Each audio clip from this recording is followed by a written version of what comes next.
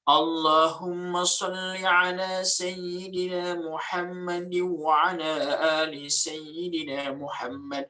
اللهم صل على سيدنا محمد وعلى آل سيدنا محمد. اللهم صل على سيدنا محمد وعلى آل سيدنا محمد. اللهم صل على سيدنا محمد وعلى آل سيدنا محمد. اللهم صل على سيدنا محمد وعلى آل سيدنا محمد. اللهم صل على سيدنا محمد وعلى آل سيدنا محمد. اللهم صل على سيدنا محمد وعلى آل سيدنا محمد. اللهم صل على سيدنا محمد وعلى آل سيدنا محمد. اللهم صل على سيدنا محمد وعلى آل سيدنا محمد. اللهم صل على سيدنا محمد وعلى آل سيدنا محمد. اللهم أنت ربي لا إله إلا أنت خلقتني وأنا عبدك وأنا على أهدك ووعدك ما استطعت وأعوذ بك من شر ما صنعت وأبوء لك بنعمتك علي وأبوء بذنبي فاغفر لي فإنه لا يغفر الذنوب إلا أنت. اللهم أنت ربي لا إله إلا أنت خلقتني وأنا على أهدك ووعدك ما استطعت وأعوذ بك من الشر ما صنعت وأبوء لك بنعمتك علي وأبوء بذنبي فاغفر لي فإنه لا يغفر الذنوب إلا أنت. اللهم أنت ربي لا إله إلا أنت خلقتني وأنا عبدك وأنا على عهدك ووعدك ما استطعت وأعوذ بك من شر ما صنعت وأبوء لك بنعمتك علي وأبوء بذنبي فاغفر لي فإنه لا يغفر الذنوب إلا أنت.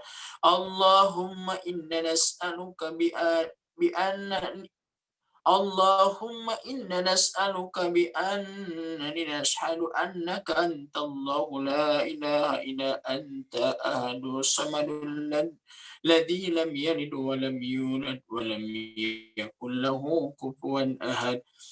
اللهم إنا نسألك بأننا نشهد أنك أنت الله لا إله إلا أنت أحد الصمد الذي لم يلد ولم يولد ولم يكن له كفوا أحد.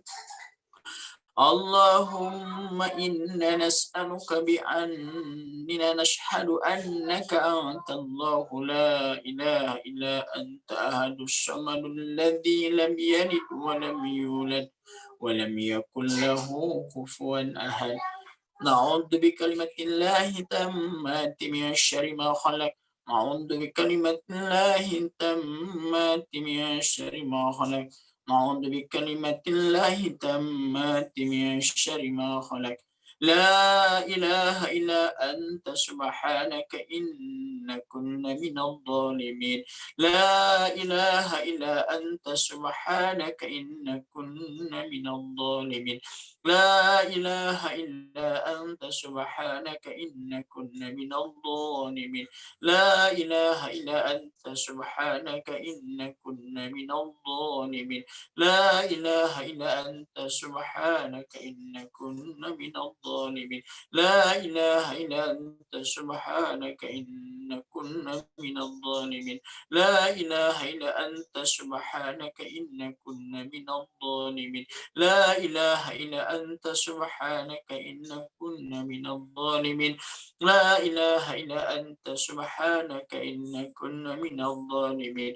لا إله إلا أنت سبحانك إنا كنا من الظالمين. اللهم إنا نعوذ بك من زوال نعمتك ونحول عافيتك وفجاءة بقوتك وجميع سخطك. اللهم إنا نعوذ بك من زوال نعمتك وتحول عافيتك وفجاءة نقماتك وجميع سخطك. اللهم إنا نعوذ بك من زوال نعمتك وتحول عافيتك وفجاءة نقمتك وجميع سخطك. اللهم سلمنا والمسلمين وعافنا والمسلمين واكفنا وإياهم شر مصائب الدنيا والدين. اللهم سلمنا والمسلمين وعافنا والمسلمين واكفنا وإياهم شر مصائب الدنيا والدين. اللهم سلمنا والمسلمين وعافنا والمسلمين واكفنا وإياهم شر مصائب الدنيا والدين. اللهم عافنا في أبداننا وآفنا في أسماعنا وأبصارنا.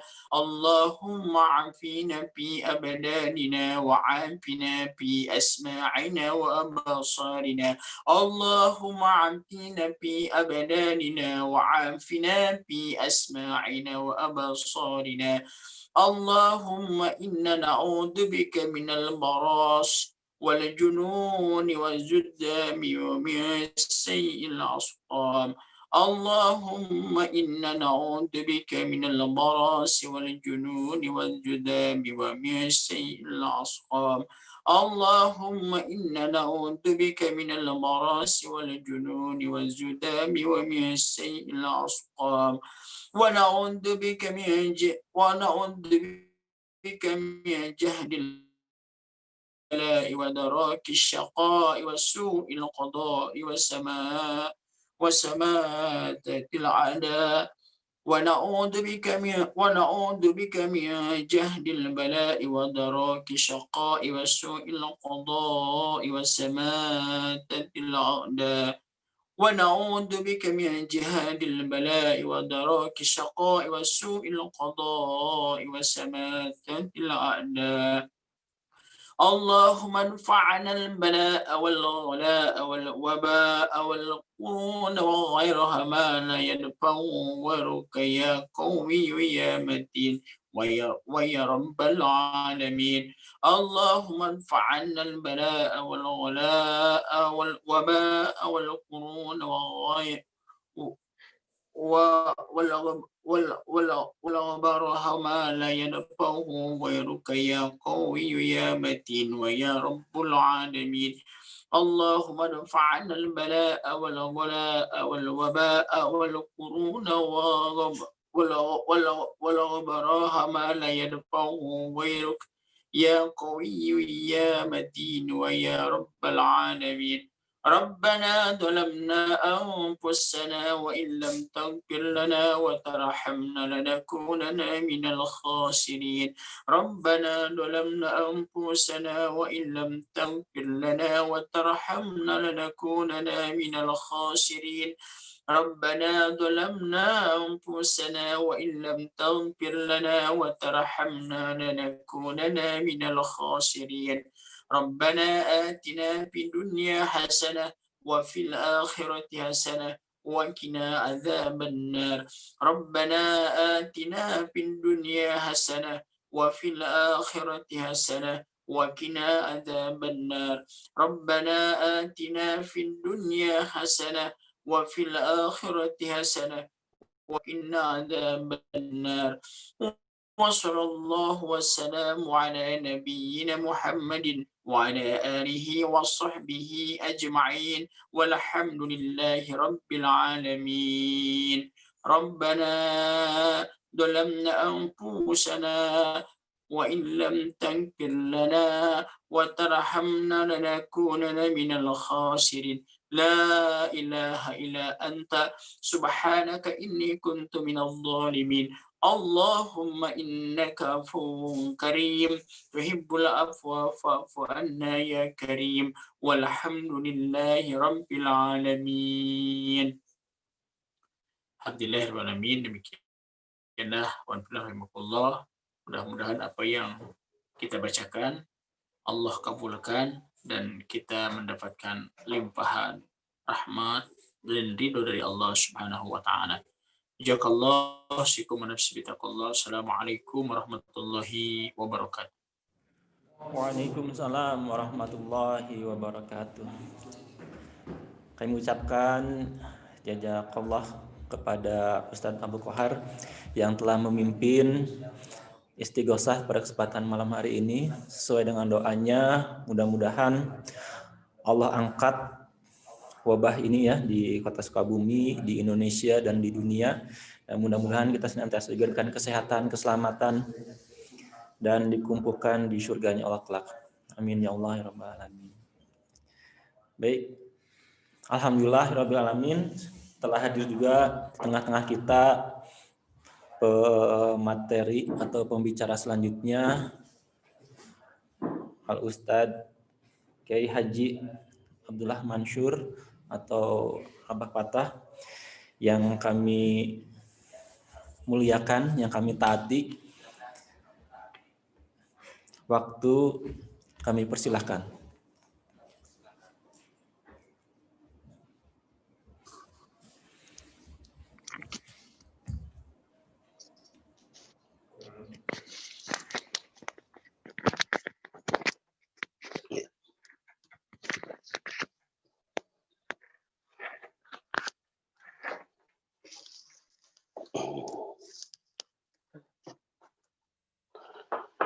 Bismillahirrahmanirrahim.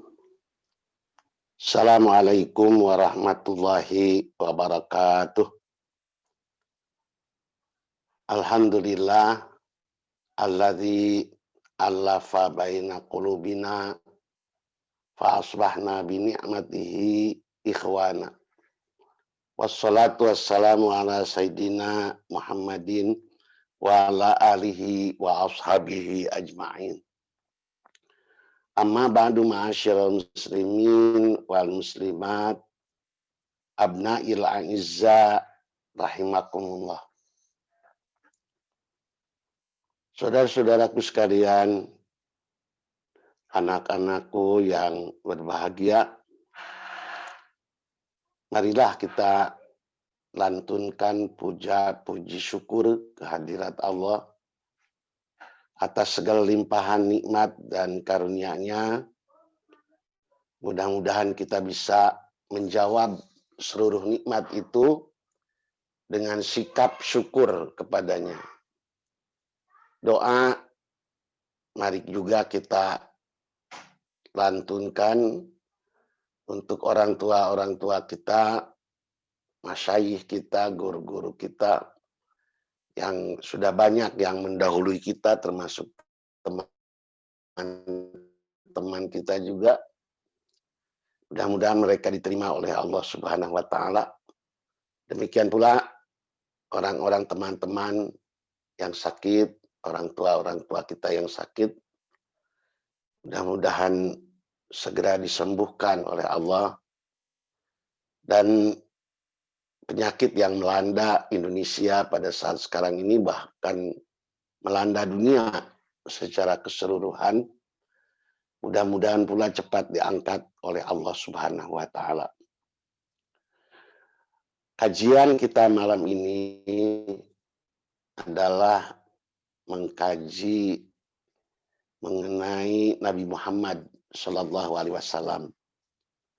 Sudah beberapa kali juga saya memberikan kajian mengenai hal ini, dan pada malam ini saya akan fokus kajian kepada ciri-ciri khusus, tanda-tanda khusus dari risalah, dari kenabian Nabi Muhammad Sallallahu Alaihi Wasallam. Saudara-saudaraku sekalian, tiap-tiap nabi itu punya ciri-ciri khusus dari risalahnya. Saya ambil contoh pamannya Nabi Ibrahim alaihi salam. Titik tekan ciri khusus dari risalahnya karena pada saat itu akidah belum jelas ya, atau pada saat itu terdapat banyak sekali penyelewengan akidah, maka titik tekan dari risalah Nabi Ibrahim alaihissalam itu lebih ditekankan kepada akidah, kepada keimanan, kepada tauhid, hingga dikenallah nama Nabi Ibrahim itu sebagai Abu Tauhid, bapaknya ketauhidan. Dalam bahasa Arab kalimat abu itu bisa juga diartikan pendekar. Abu Tauhid artinya pendekar ketauhidan. Kita lihat pamannya di dalam ayat-ayat Al-Quran bagaimana Nabi Ibrahim sangat kental dalam bidang ketauhidan. Bagaimana beliau mencari Tuhan, bagaimana kemudian Tuhan memberi pengetahuan kepadanya tentang keesaan Allah, bagaimana doa-doa Nabi Ibrahim, wa ana minal muslimin wa ma ana minal musyrikin, itu adalah tanda bahwa ajaran atau kenabian Nabi Ibrahim, risalah Nabi Ibrahim lebih banyak ditekankan kepada ketauhidan. Terkenal pula Nabi Ibrahim ini sebagai nabi yang suka menghancurkan kemusyrikan, keberhalaan. Dikenal oleh kita bagaimana Nabi Ibrahim menghancurkan berhala-berhala, sehingga dikenal pula nama Nabi Ibrahim itu Muhattimul Ausan, tukang menghancurkan berhala. Inilah kelebihan atau ciri khusus dari risalah kenabian Nabi Ibrahim. Datanglah kemudian Nabi Musa. Titik tekan Nabi Musa lebih banyak kepada hukum. Kalau kita menyebutnya lebih banyak kepada syariah. Kalau kita baca The Ten Commandments, 10 firman Tuhan yang dalam bahasa Arab disebut sebagai Al-Ahdul Qadim, the Old Testament, itu banyak berisi aturan-aturan atau hukum-hukum. Karena memang orang-orang pada saat itu buta hukum dan sulit untuk diatur, sehingga harus ada aturan-aturan hukum yang jelas. Nah, maka kelebihan ajaran atau agama yang dibawa, risalah yang dibawa oleh Nabi Musa alaihissalam adalah hukum. Datanglah Nabi yang ketiga yang punya ciri khusus, yaitu Nabi Isa. Nabi Isa, ajaran agamanya itu lebih banyak menekankan adab. Bisa juga disebut sebagai akhlak, adab ya. Nah, terkenal bagaimana kedermawanan Nabi Isa, bagaimana zuhud Nabi Isa, sehingga beliau katanya punya sisir, dan kemudian satu saat melihat orang lain bisa menyisir rambut dengan tangan. Saking zuhudnya katanya Nabi Isa ini memberikan sisir yang ia punyai, karena sekarang ia tahu bahwa menyisir itu bisa dengan tangan. Nabi Isa punya gelas, tapi tatkala melihat orang lain bisa minum dengan tangan tanpa gelas, gelasnya pun diberikan. Walaupun ini bukan syariat Nabi Muhammad, ini kebiasaan atau sunnah Nabi Isa alaihissalam, dan kita tidak diperintahkan mengikuti sunnah Nabi Isa, kita diperintahkan mengikuti sunnah Nabi Muhammad. Malah pernah satu hari para sahabat Nabi Isa alaihissalam bepergian dengan Nabi Isa, dan kemudian menemukan seekor anjing yang sudah mati, bangke anjing. Para sahabatnya berkata, alangkah baunya bangke anjing tersebut. Para sahabatnya melihat dari sudut negatifnya, anjing ini bau sekali, ya, karena sudah menjadi bangkai. Tapi Nabi Isa selalu berusaha melihat apa baiknya. Dan Nabi Isa berkata, alangkah putih giginya anjing tersebut. Jadi anjing tersebut terlihat giginya putih dan Nabi Isa melihat di tengah-tengah baunya anjing tersebut masih ada sudut baiknya, yaitu giginya putih. Nah, saya ulangi, Nabi Ibrahim titik tekannya adalah akidah. Nabi Musa titik tekannya adalah hukum. Nabi Nabi Isa titik tekannya adalah adab. Mungkin pertanyaannya, apa ciri-ciri khusus daripada ajaran Nabi Muhammad, daripada agama atau risalah yang dibawa alaihi wasallam. Nah, titik tekan khusus Nabi Muhammad ini atau spesifikasi khususiat dari ajaran Nabi Muhammad ini adalah ilmu. Akidah sudah oleh Ibrahim, hukum garis-garis itunya sudah oleh Nabi Musa, adab sudah juga dibawa oleh Nabi Isa. Nabi Muhammad ini titik tekannya ada pada ilmu. Saudara-saudaraku, oleh karena itu ayat Al-Quran yang pertama yang diturunkan kepada Nabi Muhammad adalah ayat yang berkaitan dengan ilmu. Yaitu Iqra bismi rabbikal ladzi khalaq, khalaqal insana min 'alaq, Iqra wa rabbukal akram, alladzi 'allama bil qalam, 'allamal insana ma lam ya'lam. Ilmu yang diitukan. Nah, seolah-olah Nabi Muhammad itu bedanya dengan nabi-nabi yang lain. Kalau nabi-nabi yang lain itu mukjizatnya itu hissiyah, terlihat oleh mata. Ya, kalau mukjizat Nabi itu Nabi Musa tongkat namanya, Nabi Isa bisa menghidupkan orang yang mati, ya. Nabi Musa membelah lautan, Nabi Ibrahim tapi seluruhnya itu bersifat hissiyat yang terlihat oleh mata. Besar paruh mukjizat itu pada masanya. Bagaimana orang-orang Bani Israel melihat mukjizat Nabi Musa membelah lautan.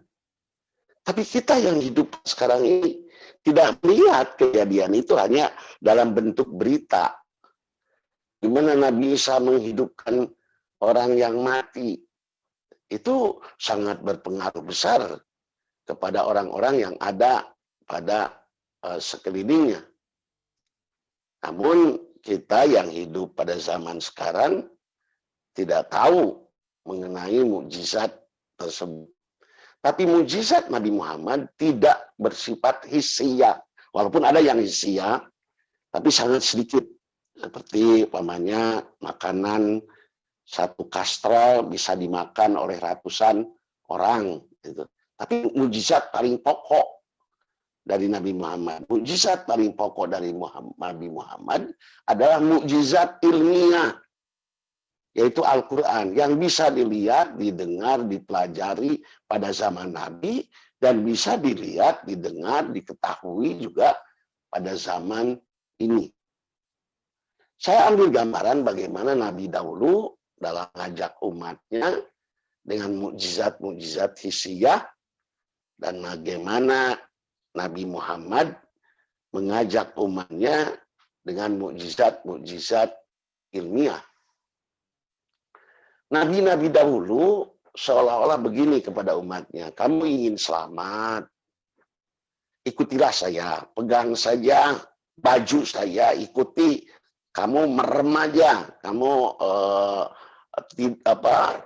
tutup aja mata kamu, dan nanti saya akan membawa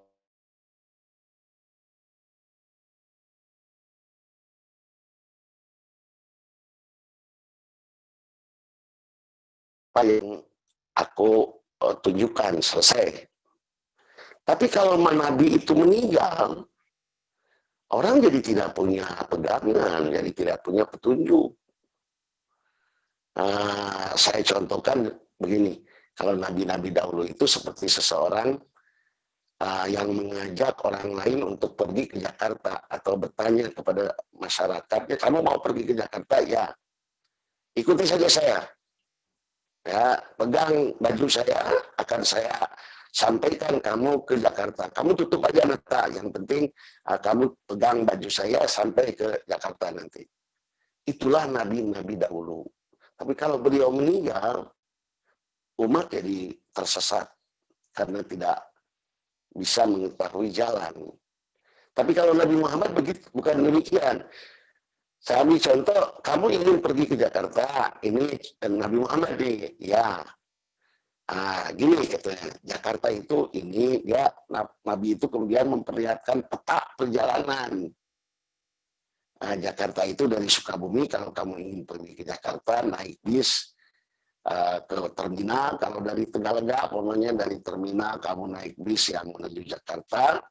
Nanti di tengah-tengah perjalanan ada jembatan, ada rambu-rambu, ada tanda sekolah, ada tanda jembatan, ada tanda apa-apa. Maka itu semua harus kamu perhatikan. Nah, rambu-rambu ini, roadmap ini, itu adalah ilmu. Al-Quran, Al-Hadis, itu ilmu. Ya, dan tatkala Nabi Muhammad meninggal, maka ilmu ini masih tetap ada. Maka Nabi berkata, taraktu fikum amra ini lan tadillu abadan ma in tamassaktum bihima. Ya, jadi saya meninggalkan bagi kamu sekalian dua pusaka, yang kalau kamu pegang dua pusaka itu, yaitu Al-Quran dan As-Sunnah, maka kamu tidak akan sesat. Ya. Maka umat Islam, walaupun Nabi Muhammad sudah meninggal, dia punya roadmap, dia punya peta perjalanan. Ya. Nah, ini perlu diperhatikan sehingga tidak perlu lagi Allah menurunkan Nabi. Ya, kenapa? Nabi ini sudah khatamun nabiyyin, akhir dari rangkaian para nabi, dan Nabi sudah menurunkan ilmu, sudah menurunkan Al-Quran dan Sunnatul Rasul. Oleh karena itu sangat penting dalam dakwah umat Islam.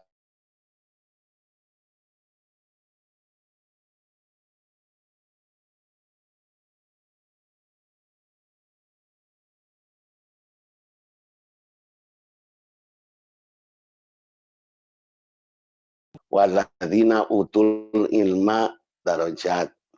Allah meninggikan orang-orang yang beriman, orang-orang yang punya ilmu. Nah, kalau nabi-nabi dulu kalau sudah meninggal umatnya menjadi sesat, maka bagaimana kalau Nabi Muhammad sudah meninggal?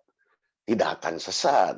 Karena ada penerus-penerus dari Nabi Muhammad, yaitu para ulama. Maka disebutlah para ulama itu al-ulama warasatul anbiya. Ulama adalah para pewaris nabi. Ya, di dalam hadis banyak itu hadisnya, ada al ulama warasatul anbiya, dan ada juga hadis yang menunjukkan keutamaan ulama. Saya ingin mengkaji dulu sedikit mengenai hadis ini. Kalau nabi-nabi yang lain itu atau amal-amal yang lain itu seperti sholat, saum, ibadah haji, kita diperintahkan untuk mengikuti contoh Nabi Muhammad saja. Seperti untuk sholat, shollu kama ra'aitumuni usolli, sholatlah kamu sekalian sebagaimana aku sholat. Kalau ibadah haji, khudzu anni manasikakum, ambillah cara ibadah haji seperti aku. Tapi hadis ini agak aneh. Ya, Nabi berkata, ulama ummati ka'ambiyai bani Israel. Ada dua tuh, ulama ummati ka'ambiyai bani Israel. Ulama umatku seperti nabi-nabi bani Israel. Atau al ulama warasatul anbiya, ulama para pewaris nabi. Jadi bukan al ulama warasatun nabi. Ulama itu pewaris nabi, bukan. Al ulama warasatul anbiya. Ulama ini adalah pewaris nabi. Nah, melihat hadis ini, ada ulama juga yang menceritakan bahwa nabi itu bermacam-macam. Ada yang keras, ada yang lemah lembut, ya. Ada yang kaya. Nabi Sulaiman ya, Nabi Ayub umpamanya miskin, ya. Ada yang gagah seperti Nabi Musa, ada yang lemah lembut seperti Nabi Isa. Malah ada sebuah kajian khusus, Nabi Isa itu sezaman dengan Nabi Yahya, ya. Dan kadang-kadang beliau berdua ini berdakwah bersama-sama. Bila datang ke sebuah daerah, kalau Nabi Yahya itu yang dia tanyakan, mana orang-orang baik di antara kamu sekalian. Di kampung ini mana orang-orang baik? Saya ingin mendekati orang-orang baik. Kalau Nabi Isa bertanya ke masyarakat itu, di mana ada orang-orang jahat? Saya akan mendatangi orang-orang jahat. Kata Nabi Yahya, Nabi Isa bertanya kepada Nabi Yahya, kenapa yang selalu engkau datangi itu orang-orang baik? Maka Nabi Yahya mengatakan, enak bergaul dengan orang baik itu. Kita ibadah, dia ibadah, kita sholat. Kalau sekarang mah dia sholat, kita liko, dia liko. Pokoknya kita tahajud, kita juga tahajud. Jadi enak bergaul dengan dia, tidak nipu, dia tidak memasuk gitu. Kalau bergaul dengan orang-orang baik. Jadi Nabi Yahya itu seorang nabi yang lebih senang bergaul dengan orang-orang baik. Kemudian Nabi Yahya bertanya kepada Nabi Isa, kenapa engkau selalu mencari orang-orang jahat? Nabi Isa kemudian menjawab, dan rasional, saya ini seolah-olah tabib. Saya ini seolah-olah tukang dokter, tukang mengobati orang sakit.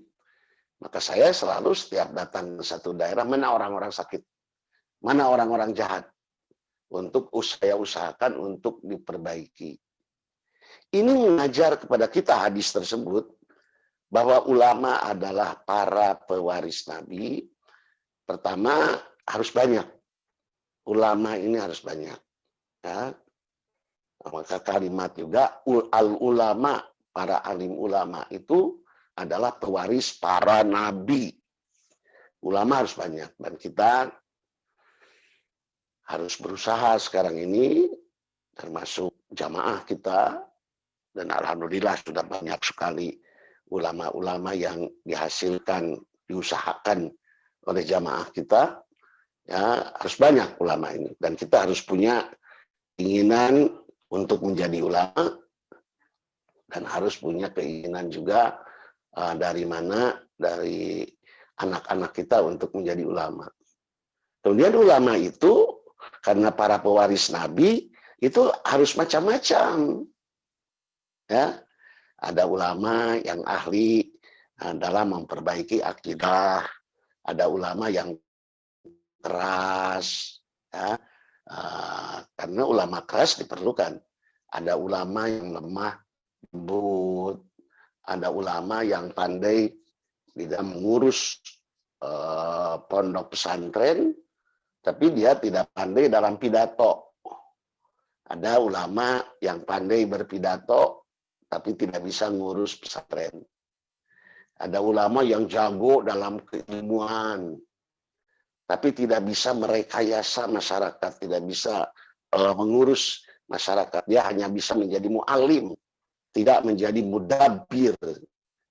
Ya, diperlukan ulama yang sangat mumpuni dalam ilmu, tapi juga diperlukan ulama yang mumpuni dalam mengelola, mengatur, membimbing masyarakat. Saya ambil contoh pamannya di Sukabumi dulu ada Pak Jamaluddin Afghani. Dia betul-betul pandai, dibuat sampai ada rumah sakit Islam Asyifa, dibuat ada rumah yatim piatu. Tapi beliau kalau ngaji, dia manggil Kiai Haji Acung Mansur, dia mendekati Kiai Haji Dadun Abdul Qahar. Di Bogor ada seorang ulama yang pintar mengatur masyarakat, menata masyarakat, yaitu Kiai Haji Soleh Iskandar, sampai bisa membuat pondok pesantren Darul Falah, sampai bisa membuat persatuan BKSPP, Badan Kerjasama Pondok Pesantren, membuat perguruan tinggi dan lain-lain sebagainya. Tapi kalau dalam bidang keilmuan dia punya Kiai Hasan Basri. Kalau nanyain ngobrol ilmu agama agak Hasan Basri. Tapi kalau jadi ini perlu apa? Ya, nanti perlu ulama yang mendekati orang-orang baik. Perlu juga ulama seperti Nabi Isa, Nabi Yahya. Dan kemudian perlu ulama yang mendekati orang-orang yang jahat, ya, seperti Nabi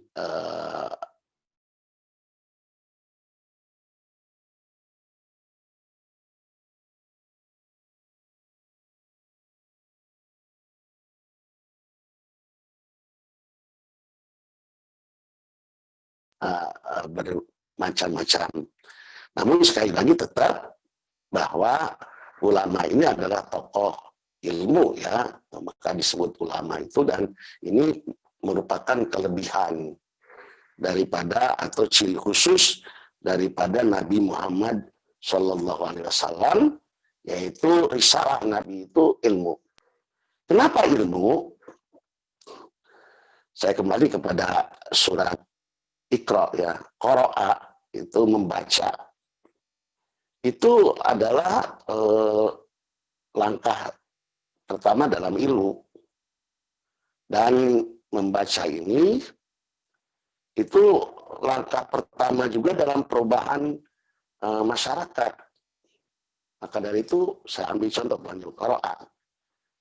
Mula-mula orang qara'a membaca. Kalau sudah membaca, dia mengetahui. Setelah dia mengetahui, kemudian dia berniat.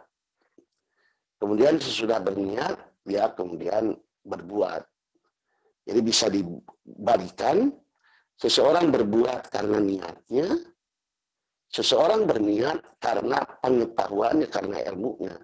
Seseorang berilmu karena bacaannya. Saya ambil contoh yang mudah ya. Seseorang membaca keuntungan miara ikan lele. Dimulai dari membaca. Dia timbul pengetahuan, oh untung nih miara ikan lele itu. Maka dia berniat setelah dia membaca. Setelah berniat, dia kemudian berusaha dalam bidang perlelean. Hasil dari bacaannya. Dalam semua hal. Mula-mula orang membaca, kemudian dari membaca dia hasil pengetahuan, dari pengetahuan dia berniat, dan dari berniat dia kemudian berbuat. Perbuatan adalah karena niat, niat karena pengetahuan, pengetahuan karena bacaan. Jadi kalau mau kita merubah perilaku seseorang, harus dimulai dari perubahan membacanya dulu. Ya. Jangan orang baca pekerjaannya, tidak. Rubahlah ilmunya, rubahlah bacaannya. Nah, maka dari itu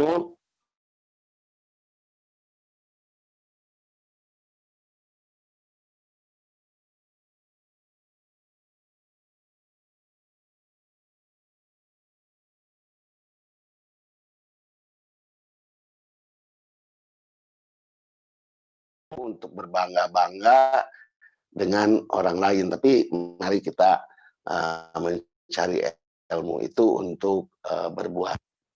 Saudara-saudaraku sekalian, kajian sekali lagi kali ini tanda-tanda ciri-ciri khusus dari risalah Nabi Muhammad. Ciri khususnya adalah ilmu. Ilmu ini kelebihannya sedemikian banyak dibanding dengan mukjizat nabi-nabi lain yang hissiyah, mukjizat Nabi Muhammad yang ilmiah. Hari ini juga kita bisa ketahui bagaimana ketinggian ilmu itu. Kemudian kita juga harus berusaha untuk menjadi orang-orang alim. Anak-anak kita juga harus disiapkan menjadi anak-anak yang alim. Sebab hanya dua yang orang boleh dilebihkan dari yang lain. Pertama karena takwa. Inna akramakum indallahi atqakum, kita boleh menghormati orang-orang takwa. Yang kedua, yarfa'illahu alladhina amanu minkum walladhina utul ilma darajat. Allah meninggikan orang-orang yang berilmu. Penghormatan kepada orang yang bertakwa, penghormatan kepada orang yang berilmu itu disahkan, diperbolehkan, dilegitimate oleh Al-Quran. Ya, jadi kita harus sering membaca juga ya. Ada kelemahan bangsa Indonesia ini, jarang membaca dan jarang menulis gitu. Ya, jarang membaca dan jarang menulis. Padahal kita harus bisa menulis gitu. Sehingga ada seorang ulama mengatakan, berbuatlah agar bisa ditulis oleh orang lain sebagai sejarah, oleh orang lain. Berbuatlah untuk menjadi tulisan orang lain, tulisan sejarah orang lain, dan berbuatlah untuk menulislah untuk bacaan orang lain. Berbuat untuk tulisan orang lain, menulis untuk bacaan orang lain. Mudah-mudahan kajian yang tidak lama ini, mudah-mudahan jadi pengetahuan bagi kita, dan saya harapkan bahwa apa yang saya katakan ini juga tolong disebarkan kepada orang lain, karena mungkin yang diberitahu di sana oleh antum sekalian bisa lebih menangkap pembicaraan ini ketimbang yang hadir langsung di pengajian ini. Ya, keduanya mudah-mudahan ganjarannya jadi terus berkembang. Saya mendapat ganjaran, kemudian tatkala disebarkan oleh antum sekalian, kita bersama-sama mendapat ganjaran dari Allah Subhanahu wa taala. Aqulu qouli hadza wa astaghfirullah li wa lakum. Wassalamualaikum warahmatullahi wabarakatuh. Jadi